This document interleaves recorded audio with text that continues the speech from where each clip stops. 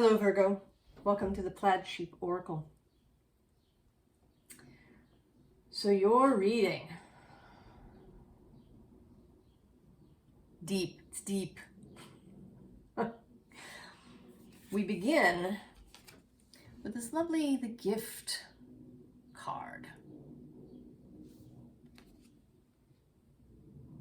Present, honoring, offering.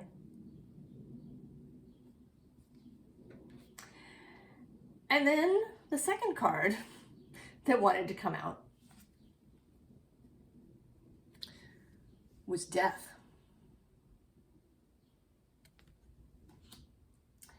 And I thought, what is that?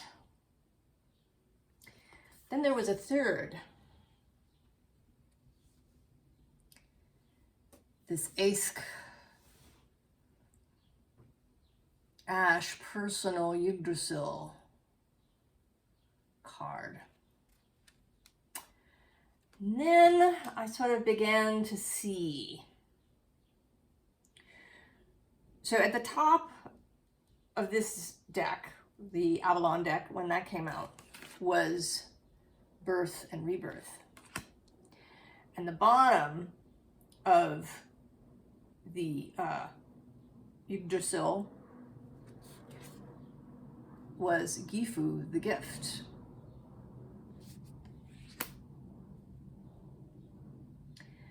And I think it came out that way partly as a reassurance to me that this was correct. And actually the card at the bottom of the Oracle of Hidden Worlds is the Gathering. Community, kinship, companionship.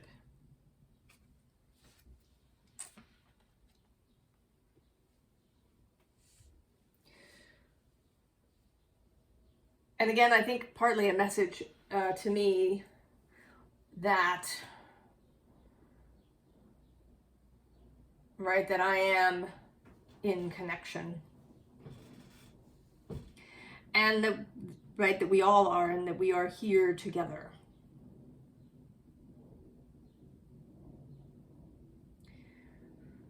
So as always, at least here, Virgo, this is an invitation rather than a demand or anything involving the word should or must.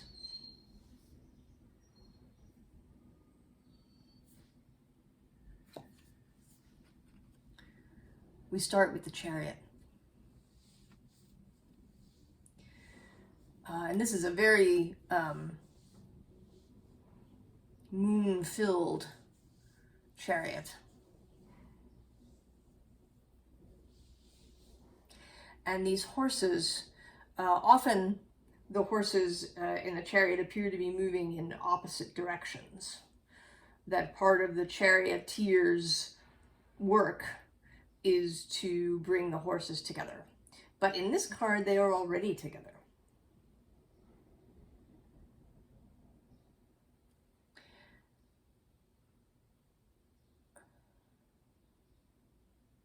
And I think that they are the spirit aspect of you, Virgo. And you are the charioteer. And you've got those two faces, one in each hand.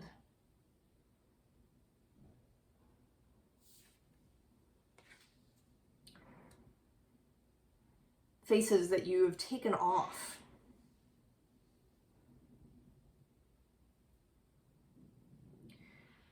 There is definitely an energy here in the reading of releasing things. So Odin, Norse god,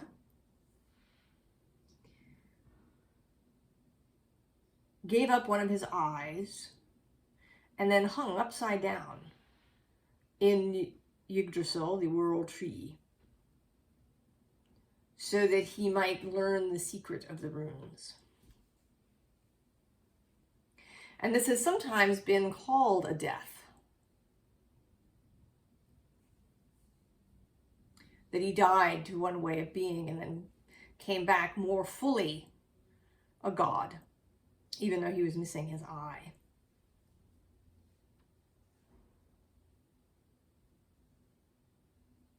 So there's something here too about a gift being incredible, but also very challenging.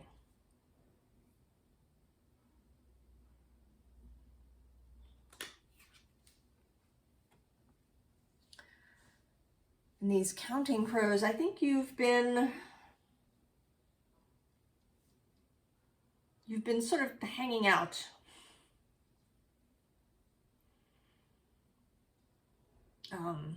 Perhaps watching things happen around you, examining, waiting maybe for your moment.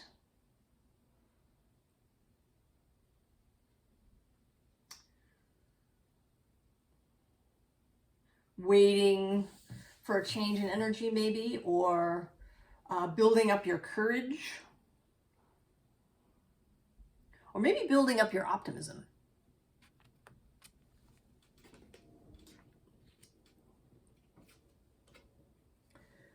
And now the scales are tipping. Something has changed, and maybe many things have changed to cause this tipping of the scale. Astrologically, at the time that I'm filming this, there have been changes.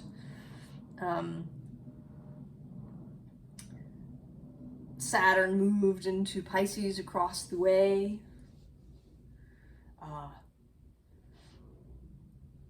Neptune has been moving direct for a while across the way from you. Perhaps clearing some of the fog between the two of them. At this moment, the sun is in Gemini, squaring your sign, but in your sibling sign, also ruled by Mercury.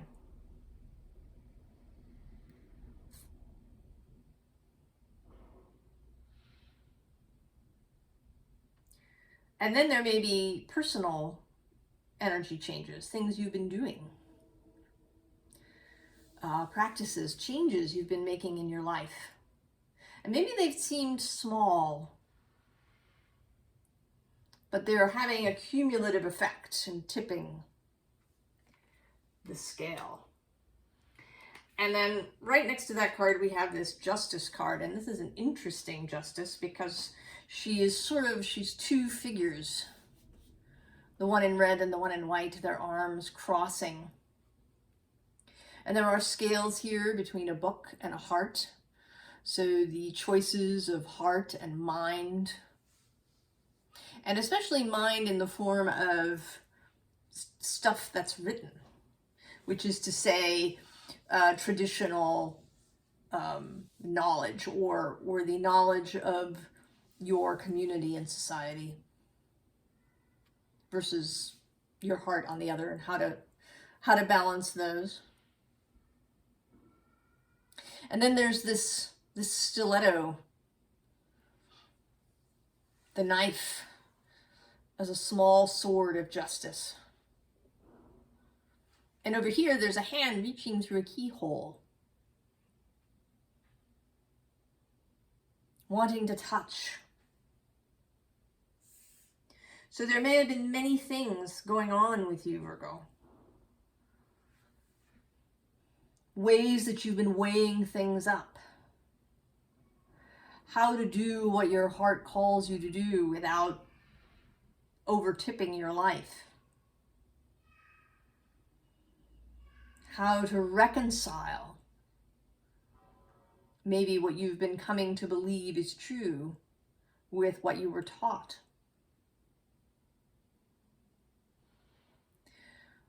Wanting, in your Virgo way to keep your life together, to honor all of those everyday things, but also to take this hand that's reaching through from the ethers.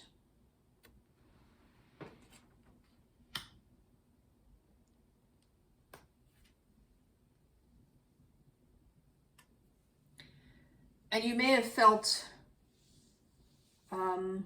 alone, perhaps, unsure, insecure, unprepared. And there's an innocence here, right? This figure's in a pink dress rather than a red one.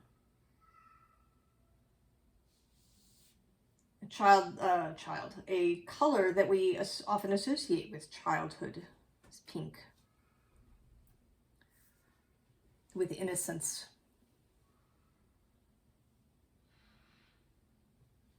So maybe you also haven't felt ready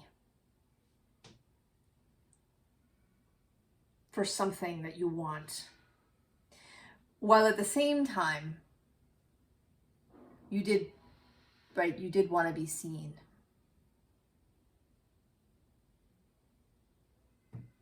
So a kind of an indecisive energy, one that lacked commitment fully.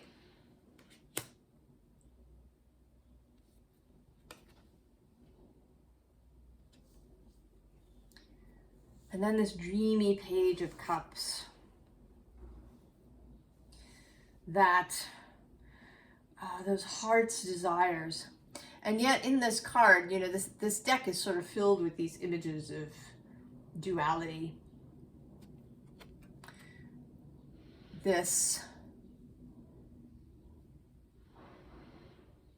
indecisiveness, this push and pull of maybe what you want, what is calling you, and maybe where you feel your responsibilities lie.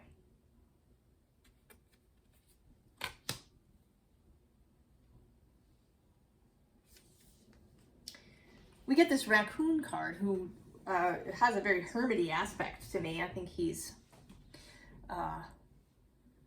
certainly you here.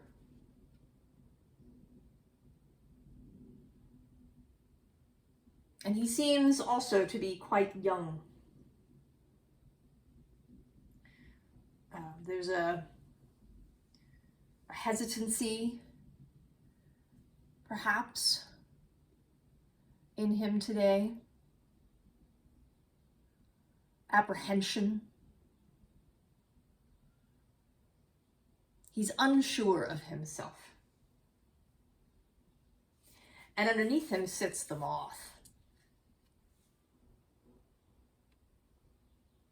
Spirit, intuitive messages arriving, the call.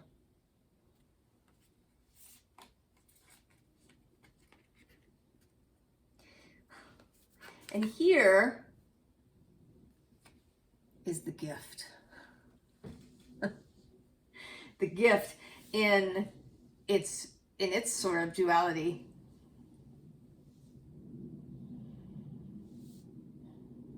Great power, strength, also patience, the ability to enter a state of deep stillness,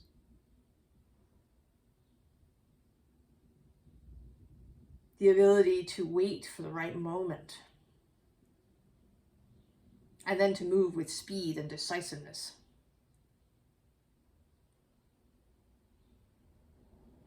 But there's also danger, risk.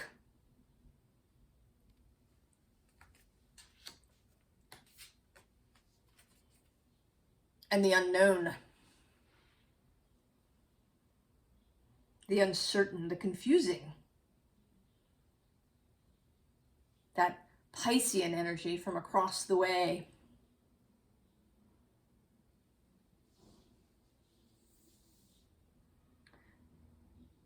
That asks you to move without certainty, without knowing, to take the step into the dark.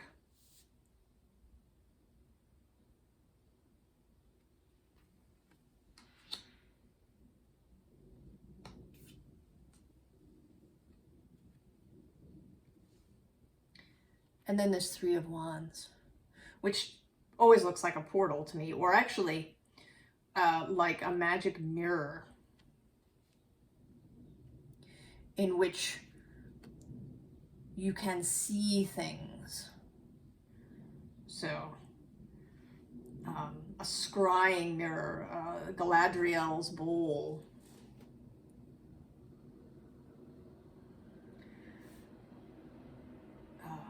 If you're a Harry Potter fan, the Pensieve bowl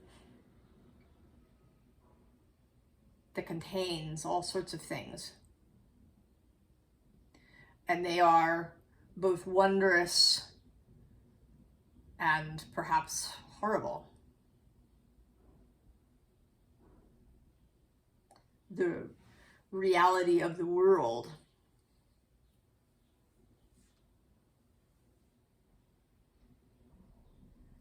As seen here, kind of the card right above it is this Justice card, and there's a policeman down here, and then there is the stiletto. Justice is a difficult energy.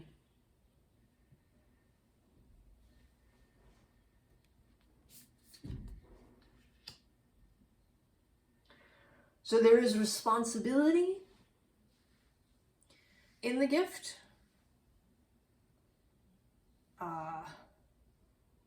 There is death to what was. And there's risk. But there is also great strength. Because when you open up to taking greater chances, to having confidence to move into the unknown because you believe in yourself,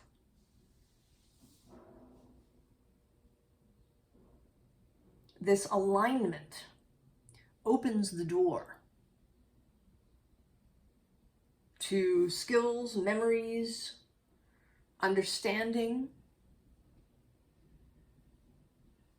from source, from your previous existences,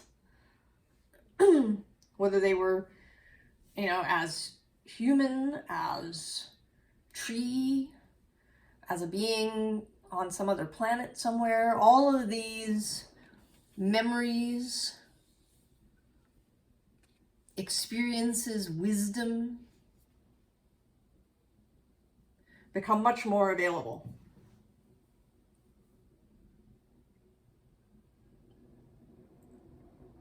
When you are willing to accept the gift, to accept the responsibility of expansion.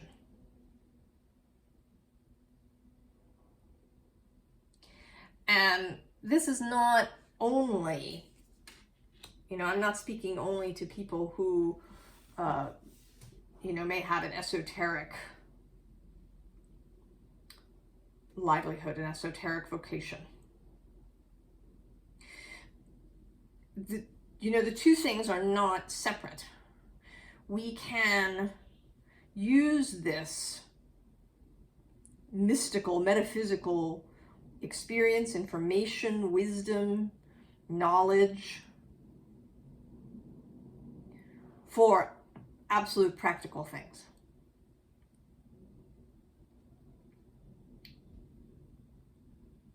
My father was an architect, and so I tend to use that as a job example.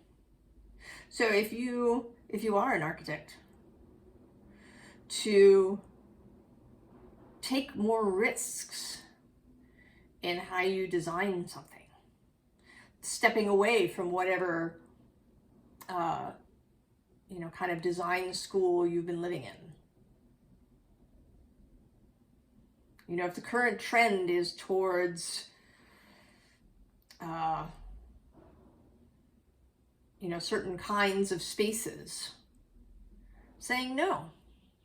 You know, maybe that's good over here, but for this person, for this client, that is not what I feel.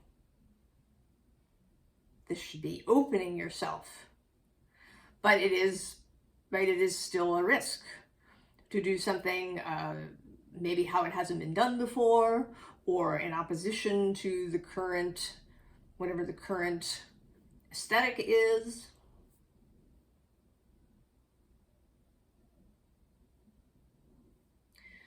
To buck the system.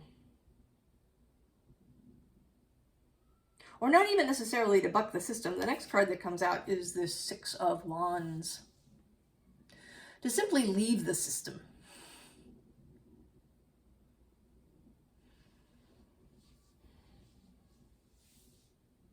To do things as you see fit. Regardless of what the peanut gallery, you know, or whatever current wisdom is. Current trend.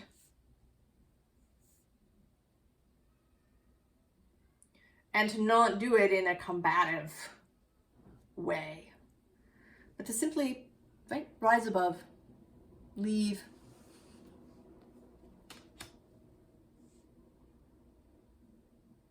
To use whatever information comes your way. To use metaphysical input. To use that which you can't explain.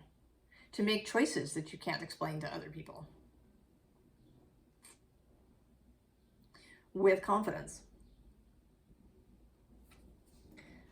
And so we get both the Ace of Swords and right under it, the Ace of Wands.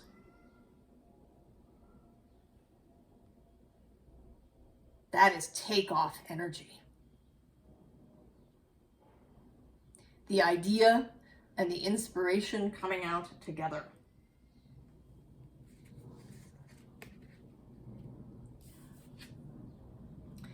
And I see you here. You are putting your strength together.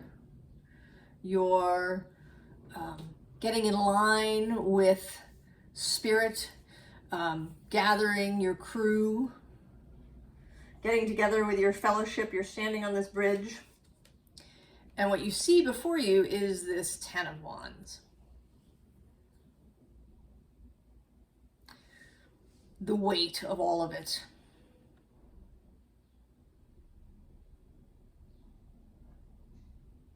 So that may have been daunting up until this point. But if you accept this rising energy that's coming through here, this invitation to a little death.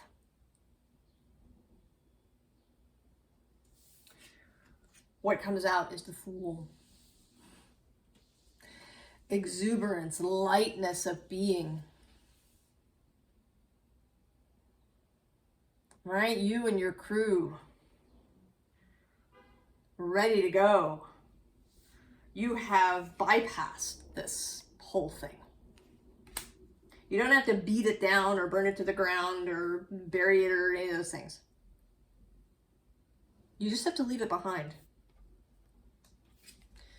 And then the forces of spirit will meet you. This is the Nine of Wands, and often it comes through as a, you know, sort of wounded warrior energy. But here, there is a great host. Just waiting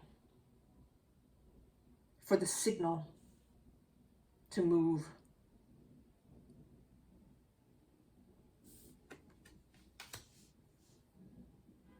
There is the gathering. There is the great gift. There is generosity.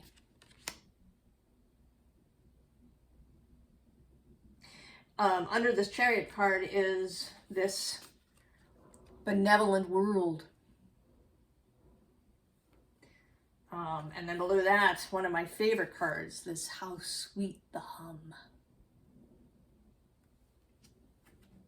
And then actually under that, the greatest show on earth, right? There's your crew. And then may timid wings awaken.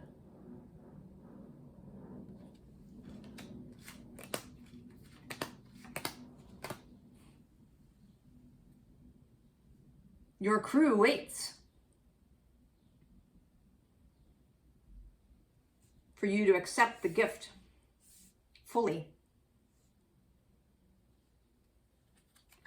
And then strength again. And under the Six of Cups again, taking the cup. Taking the cup. Take the cup. And below that, the High Priestess, and then the Chariot again, and then Death, and the Sun.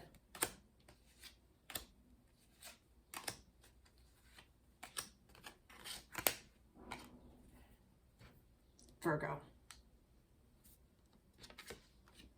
And so, Odin, on his tree, the Hanged Man. And when you come down, you are fully yourself as the Hermit. Fully yourself. Fully in your own authority.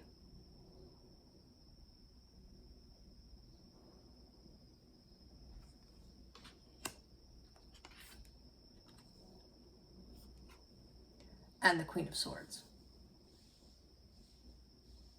Discernment.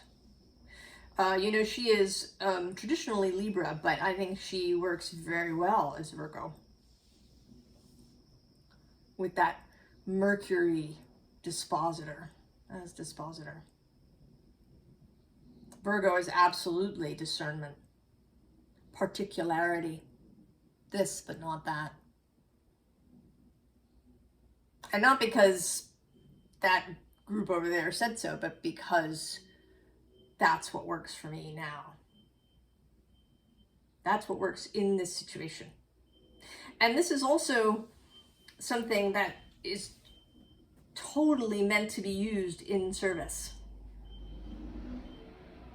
If we go back to our architecture example, if you let yourself go and design a space for someone with this energy, then they will love it.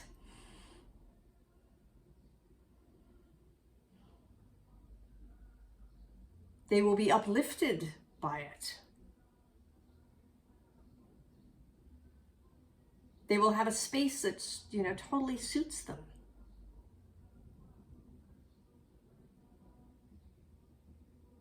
And that will totally suit whoever comes next into that space.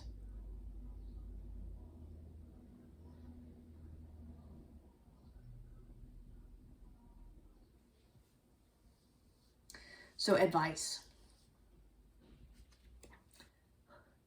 Well, first of all, the Ten of Swords just will not leave my readings alone.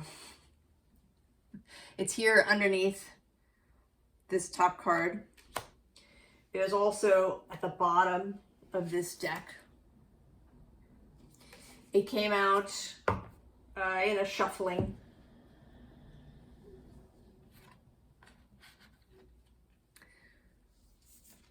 Leaving the corpse behind. We must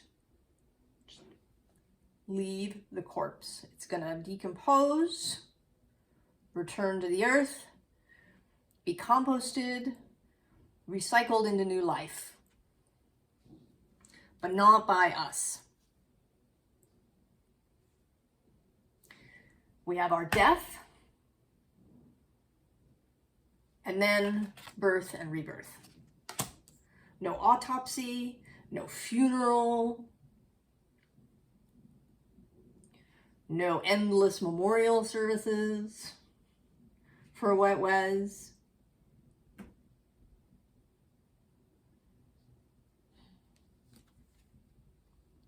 What is on top is the Emperor, howling his song into the night.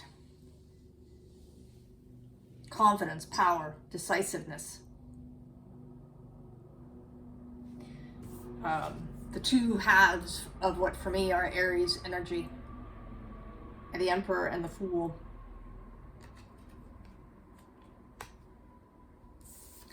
And then the Ace of Cups, of course. Of course. The third ace.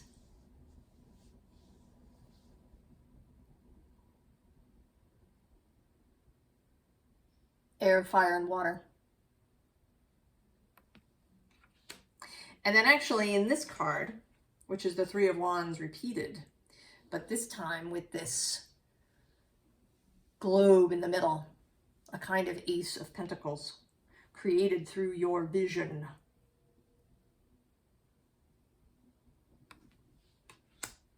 And these things, this Emperor, this personal holy grail that you carry in your heart, as well as the cup offered by Source,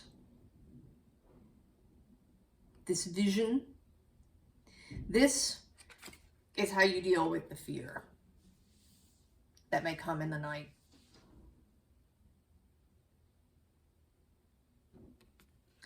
Returning, perhaps repeatedly until it becomes second nature, to this knowledge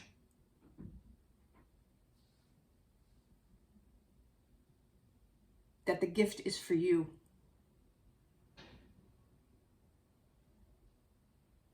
That there is a great gathering, a mighty host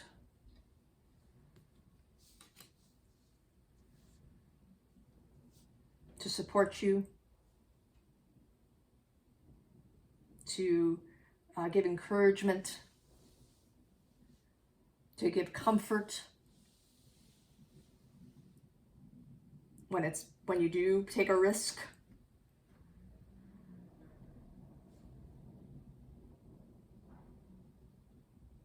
And maybe in the beginning there'll be some failures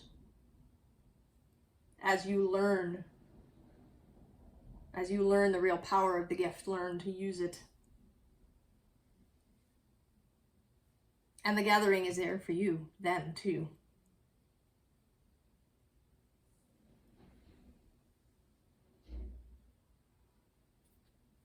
That strength, your own inner strength, both coming through you as a flesh and blood human connected to this green earth,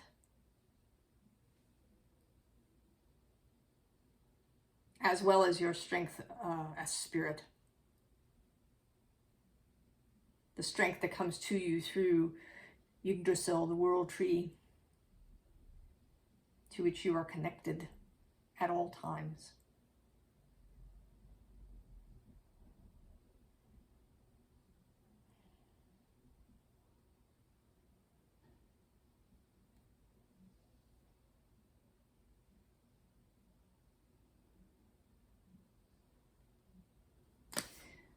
The text here, hide and seek, dare you peek at all you are, rather than the fragment you virtuously wave at the world. We all have a personal Yggdrasil, carved with scars pitted, knotted, and gnarled.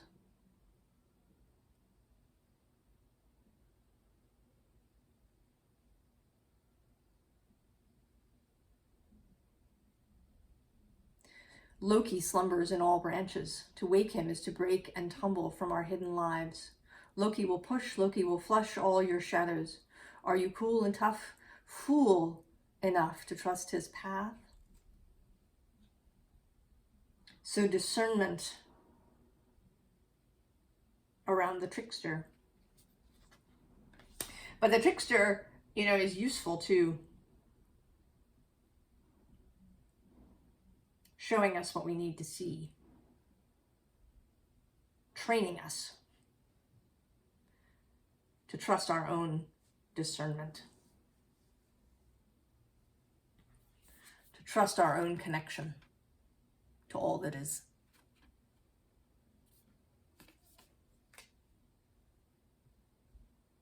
Oh, Virgo. You know, all the signs are having this expansion, this tipping into much greater connection with all that is through their different paths.